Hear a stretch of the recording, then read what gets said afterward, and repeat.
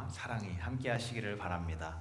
자, 오늘은 이 미국에서 또 한국에서 그리고 세계에서 벌어지고 있는 이 전쟁에 대해서 함께 말씀을 나누려고 합니다. 이 전쟁은 여러 가지 전략을 가진 아주 심각한 전쟁입니다.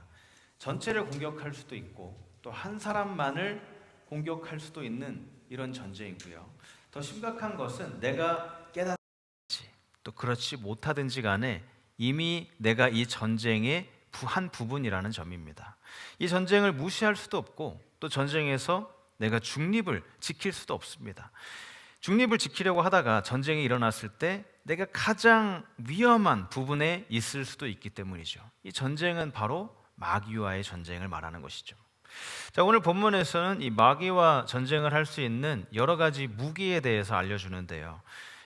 그 이유는 지금 이미 우리가 전쟁 중이기 때문입니다.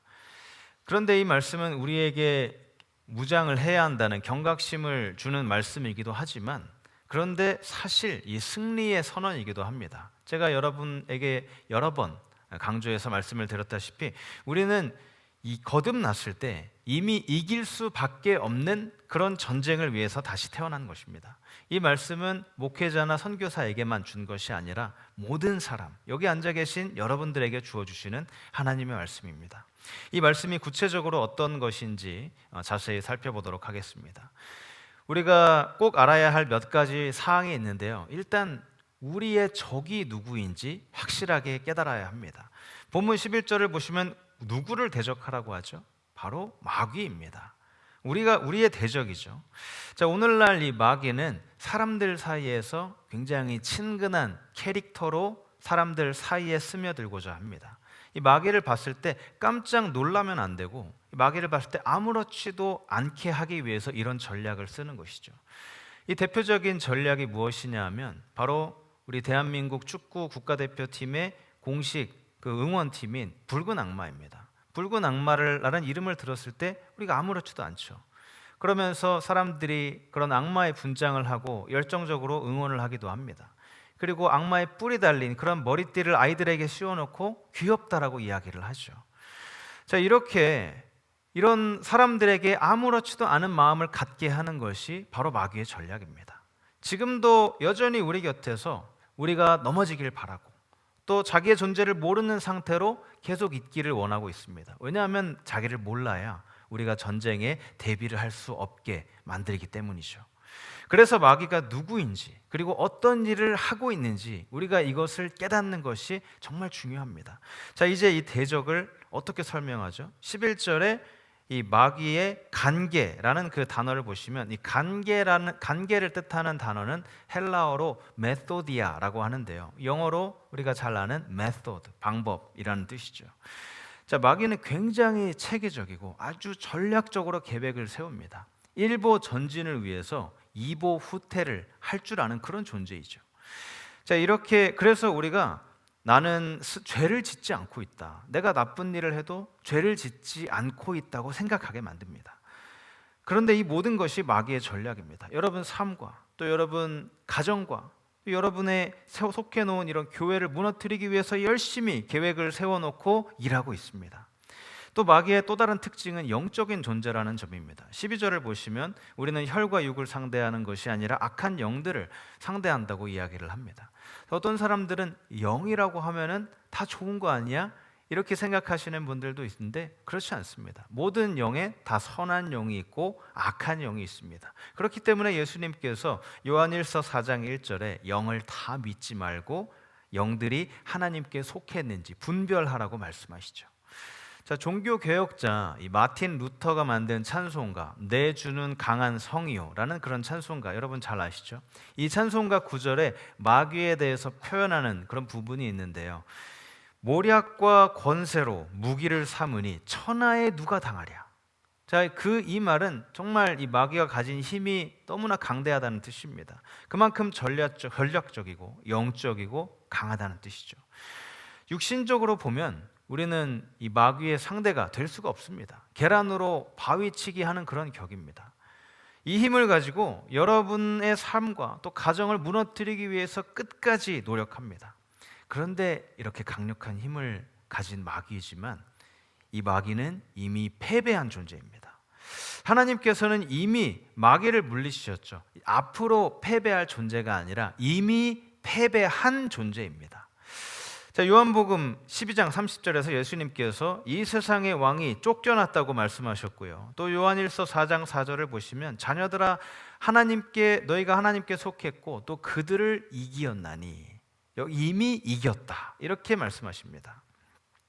정말 전략적이고 사악하고 굉장히 강한 힘을 가지고 있지만 하나님께서는 이 마귀보다 더 크신 힘을 가지고 계신 분이십니다. 자, 그렇다면 이렇게 질문을 할 수가 있죠. 마귀가 이미 패배한 존재인데 왜 그 패배한 존재를 우리가 그렇게 신경을 많이 써야 되느냐? 자, 왜 그렇죠? 예수님께서 십자가에 달려 돌아가실 때 이미 마귀는 패배한 존재가 되었지만 하나님께서 여전히 이 마귀가 이 세상에서 힘을 가질 수 있도록 허락해 주셨기 때문입니다. 하나님께서 그 힘을 그렇게 갖도록 허락하신 이유는 이 힘을 가진 마귀를 우리가 주님과 함께 이길 수 있게 만들고 또 그 일로 인해서 하나님께 더 큰 영광을 돌리게 하기 위해서입니다. 여러분, 이 방울뱀 잘 아시죠? 어떤 골프장을 가면 방울뱀을 조심하라는 이런 문구가 보이기도 합니다. 그런데 이 방울뱀의 특징이 있는데요, 머리가 잘린 상태에서도 사람을 물 수 있다고 합니다. 이 애리조나에 있는 그 한 병원에 가보면 그렇게 방울뱀에 물려서 온 환자들이 굉장히 많은데 그 많은 환자의 수의 또 다수가 이미 죽은 방울뱀에게 물려서 온 경우라고 합니다. 자, 꽤 많은 사람들이 이미 죽은 줄 알고 그 옆으로 다가갔다가 그 죽어있는 뱀에게 물려서 병원에 오는 경우가 많다고 합니다. 이렇게 다 죽었고 머리만 남아있는 상태인데도 사람을 뭅니다. 이런 방울뱀이 마귀의 모습과 정말 비슷합니다. 이미 죽었는데 여전히 이 갈보리 언덕에서 패하고 머리가 잘려서 죽은 상태인데 여전히 사람을 죽일 수 있는 그런 강한 독을 가지고 있습니다. 자, 여러분이 첫 번째로 이해해야 하는 점이 바로 이 점입니다. 그리스도인 전사와 그의 대적인 마귀가 있다는 점을 우리가 꼭 인식을 해야 합니다. 자, 두 번째로 여러분이 이해해야 하는 것도 정말 중요한데요, 바로 그리스도인 전사의 갑옷입니다. 자, 이제 우리가 대적이 있다는 것을 다 인식을 하셨죠? 그것을 인식을 하셨다면 이제 싸움을 대비할 준비를 해야 합니다. 준비가 되지 않으면 전쟁이 일어났을 때 당연히 패배하게 되죠. 그 준비하는 것이 바로 하나님의 전신 갑옷을 입는 것입니다. 본문 13절을 보시면 하나님의 전신 갑주를 입으라고 이야기를 하는데 하나도 빼먹지 않고 모두 다 착용하는 것이 굉장히 중요합니다. 제가 미국에 오기 전에 이 매 겨울마다 이 스키장에 스노우보드를 타러 갔었습니다. 그때는 제가 스노우보드를 너무 좋아해서 이 시즌 패스를 끊어서 매 겨울마다 자주 갔습니다. 그런데 미국에 오니까 항상 이렇게 상황에 쫓기고 또 삶에 쪼들리고 그렇게 여유도 안 되고 그렇게 상황도 되지 않으니까 한 번도 못 갔습니다. 자, 스노우보드를 타시는 분들은 아시겠지만 이 두 가지 종류의 스노우보드가 있는데 하나는 이 프리스타일이라고 양쪽이 다 둥그렇게 되어 있는 스노우보드가 있고 또 한쪽만 이렇게 동그랗게 되어 있는 알파인 스노우보드가 있습니다. 저는 이 두 가지를 다 탈 수 있는데 하루는 제가 이 빠른 그 알파인을 제 친구들과 함께 타고 있었습니다.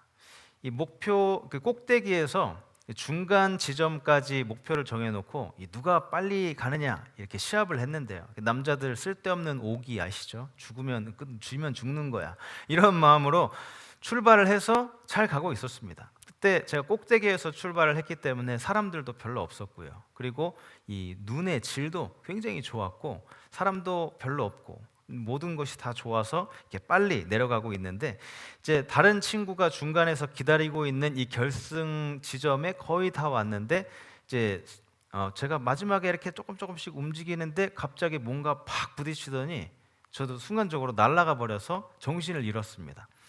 근데 나중에 이제 알고 보니까 이 보드를 타면은 스키를 타는 것처럼 속도를 조절을 하기 위해서 이렇게 살짝 이렇게 꺾는 부분이 있는데 저는 오른쪽 방향을 보면서 왼쪽으로 꺾고 있었고 제 친구는 왼쪽 방향을 보면서 오른쪽으로 꺾고 있는데 둘 다 모르는 상태에서 굉장히 빠른 상태에서 이렇게 팍 부딪힌 거예요.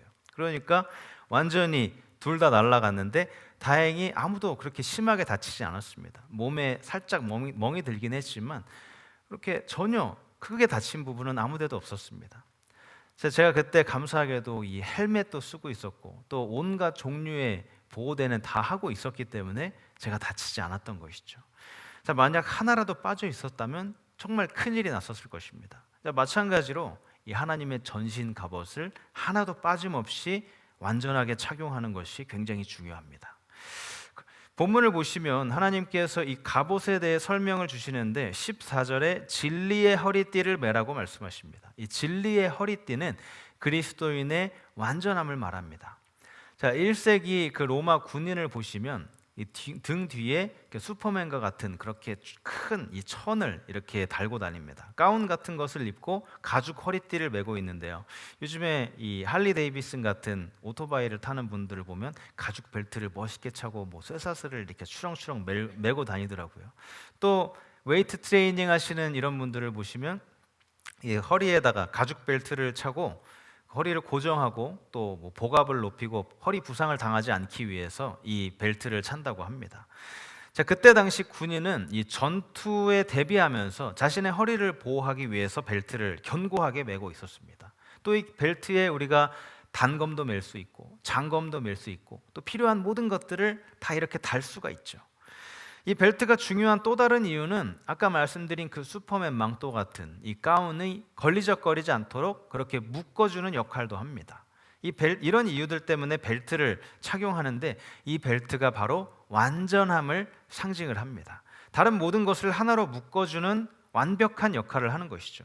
이 완전함과 진실은 헬라어에서 같은 그런 뜻입니다.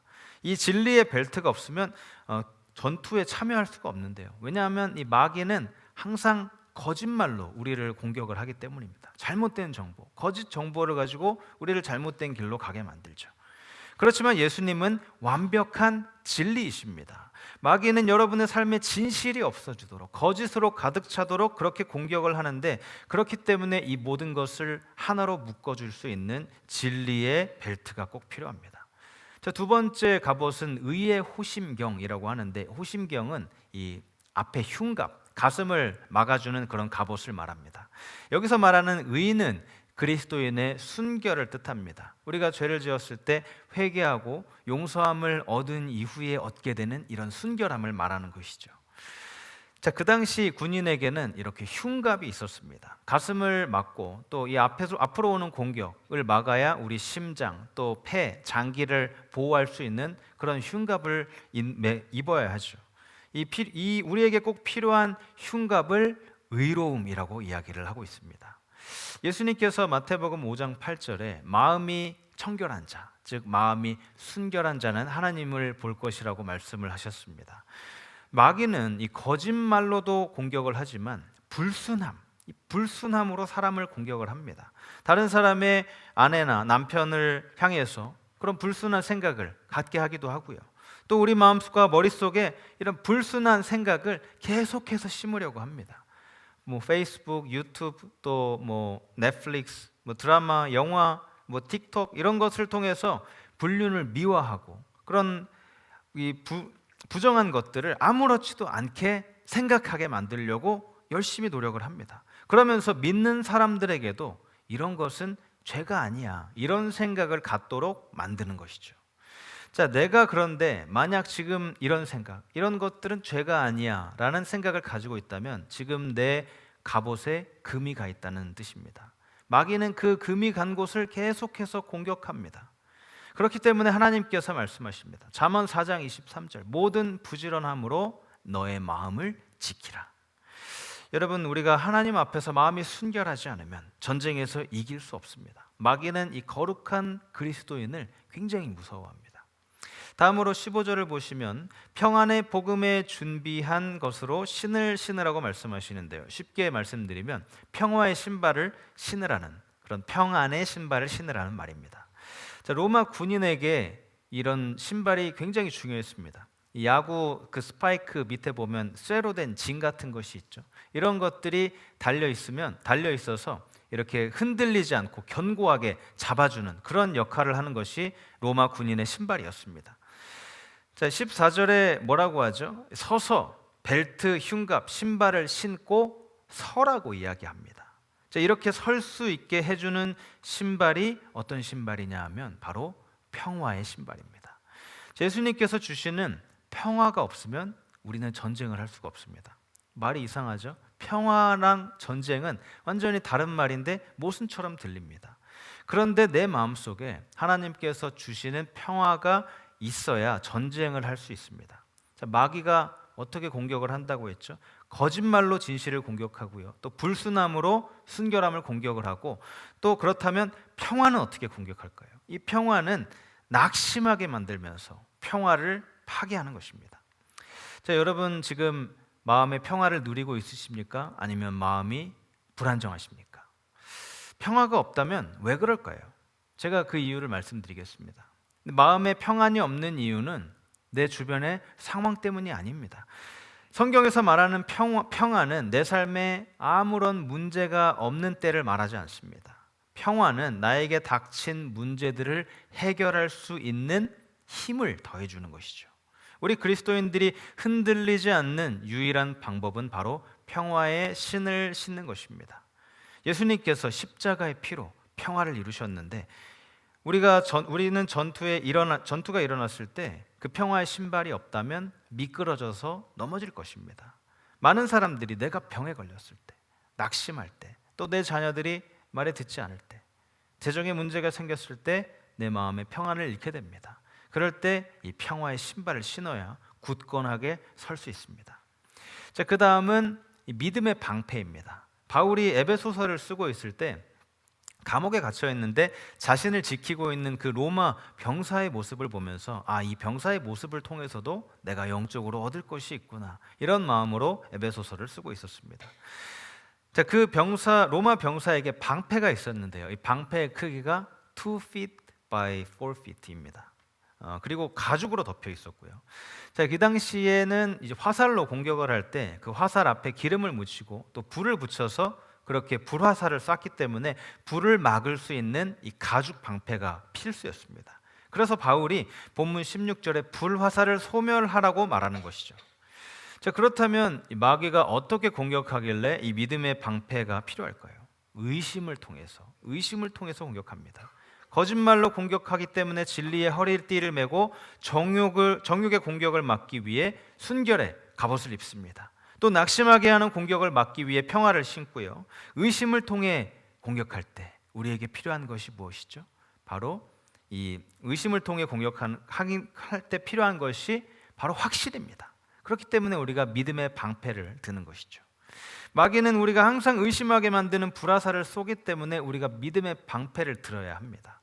계속해서 우리 마음속에 불신을 심으려고 합니다. 작은 공격이라도 계속해서 하는데 그 이유는 야고보서 3장 5절의 말씀처럼 작은 불씨가 큰 불을 일으킬 수 있다는 것을 알기 때문이죠.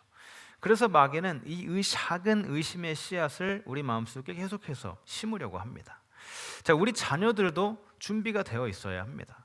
마귀는 여러분 자녀가 대학생이라면, 또 여러분 손주들이 고등학교, 중학교, 또 초등학교라면 이 교수의 모습으로 또 교사의 모습으로 자녀들 앞에서 불화살을 쏘고 있을 수도 있습니다. 그렇기 때문에 믿음의 방패를 들고 이 마귀의 모든 불화살을 우리가 막을 수 있어야 합니다.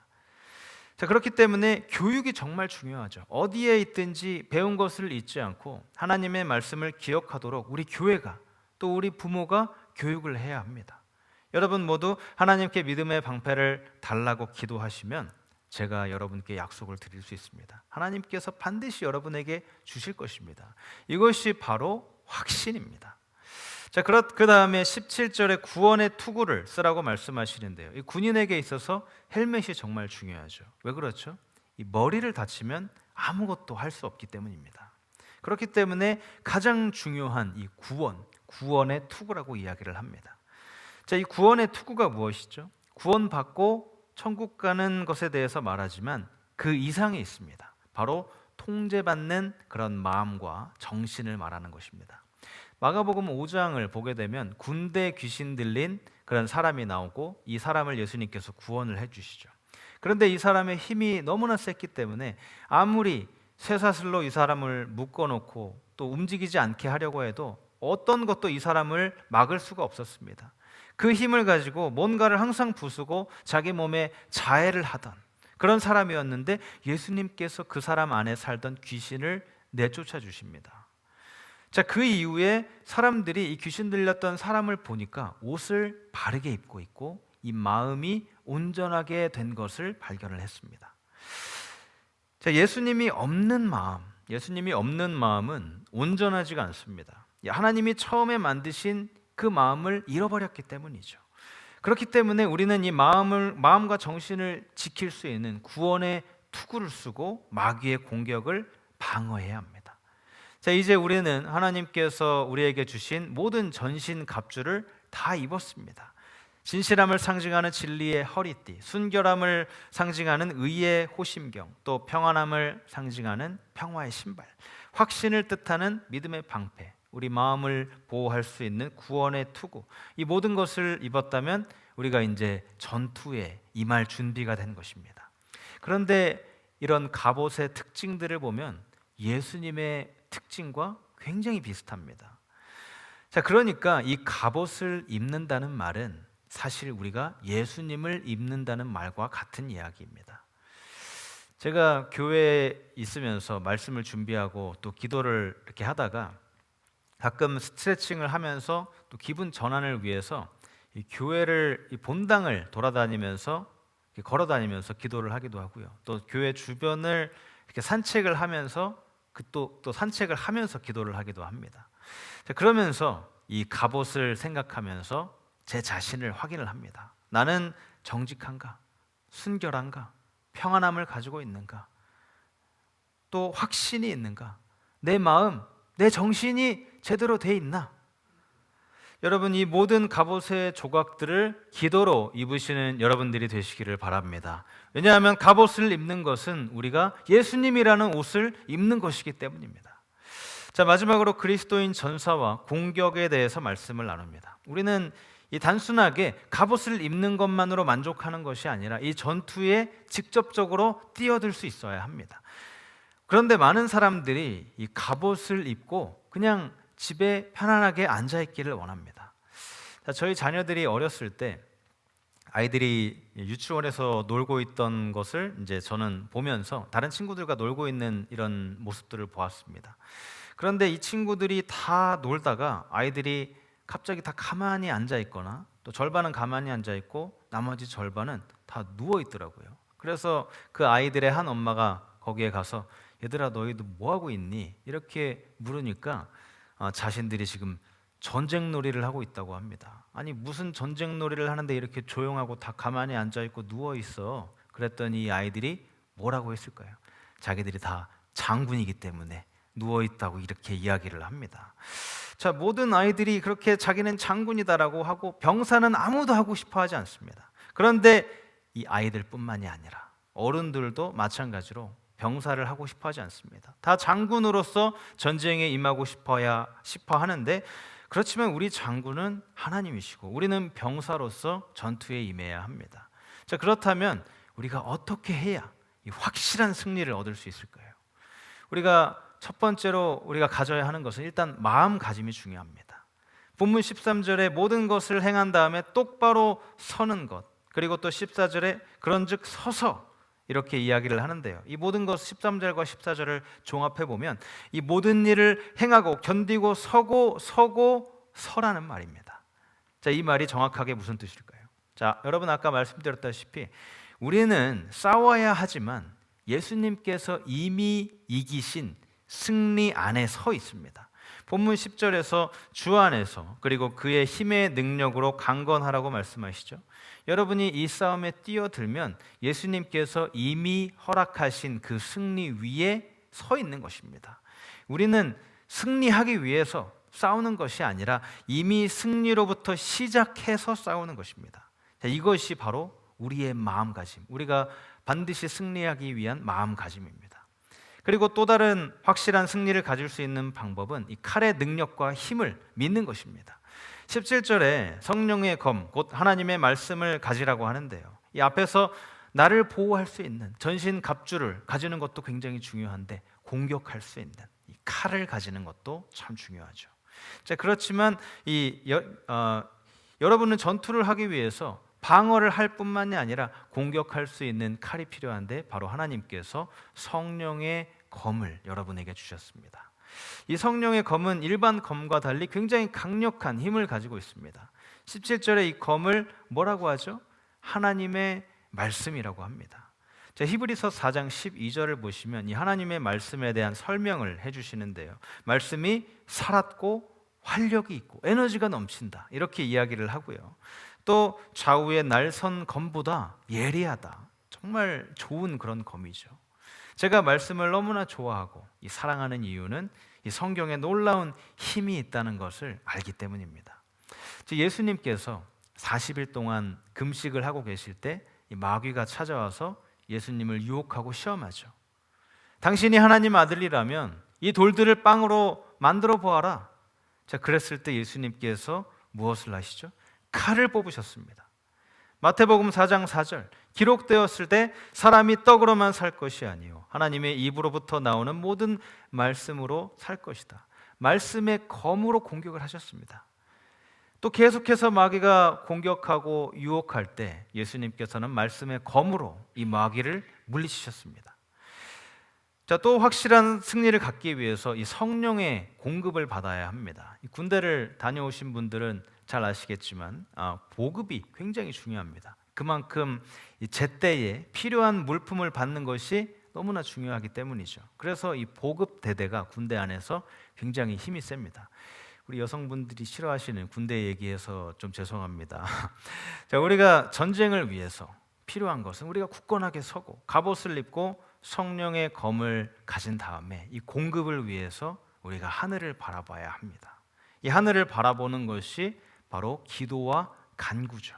본문 18절에 나옵니다. 모든 기도와 간구를 하되 구하기를 항상 힘쓰라. 이 성령 안에서 기도하는 것이 바로 여러분에게 필요한 물건이 공급되는 방법입니다. 자, 우리는 승리를 보장하는 이 세 가지 요소, 우리의 마음가짐, 그리고 칼의 힘, 성령의 공급이 있습니다.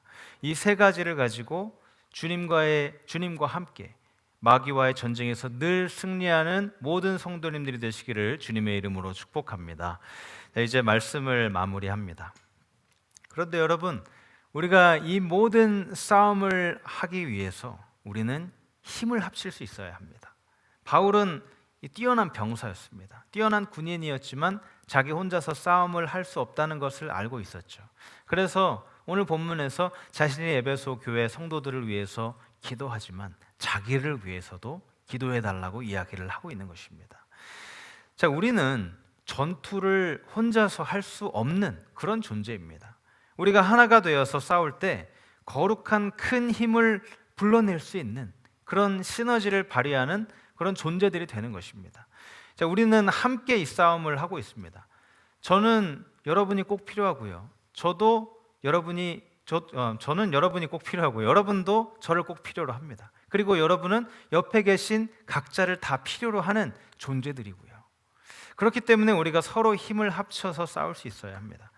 자, 여러분, 우리가 함께 와서 예배를 드리는 이 벨리 주하나 교회가 뭔지 아십니까? 바로 전투 기지입니다. 우리가 이곳에 오는 이유는 우리 각자를 더 강하게 만들고 그리고 또 무장을 하고 서로 싸우기 위해서 오는 것이 아니라 우리 공동의 적과 싸우기 위해서 준비를 하고 또 전쟁에서 승리할 수 있는 영적인 힘을 얻고 서로 전쟁에서 함께 싸우자, 이렇게 영적인 격려를 하고 또 받기 위해서 오는 것입니다. 자, 우리 군인들 중에서 안타깝게도 이렇게 탈영을 하신 분들이 있으시죠. 그런 분들을 생각하면 참 마음이 아픕니다. 그런데 언젠가 하나님께서 그 마음을 만져주시고 위로해 주셔서 다시 한번 우리 전투기지에서 같이 함께 동역하고 협력해서 신앙생활을 할 수 있게 되기를 제가 기도하고 있습니다. 자, 어떤 분들은 그런데 싸우지 않고도 어떻게든 중립을 지킬 수 있다고 생각을 하죠. 그런데 중립을 지킬 수가 없습니다. 예수님께서는 마태복음 12장에서 나와 함께하지 않는 자는 나를 반대하는 자다라고 말씀을 하셨기 때문입니다. 사랑하는 여러분, 여러분의 마음을 항상 예수님께 드리고 또 하나님의 갑옷을 모두 입었는지 확인하시고 성령의 검인 말씀과 함께 우리의 대적의 공격에서 매일매일 승리하는 삶을 살아가신 모든 분들이 되시기를 주님의 이름으로 축복합니다.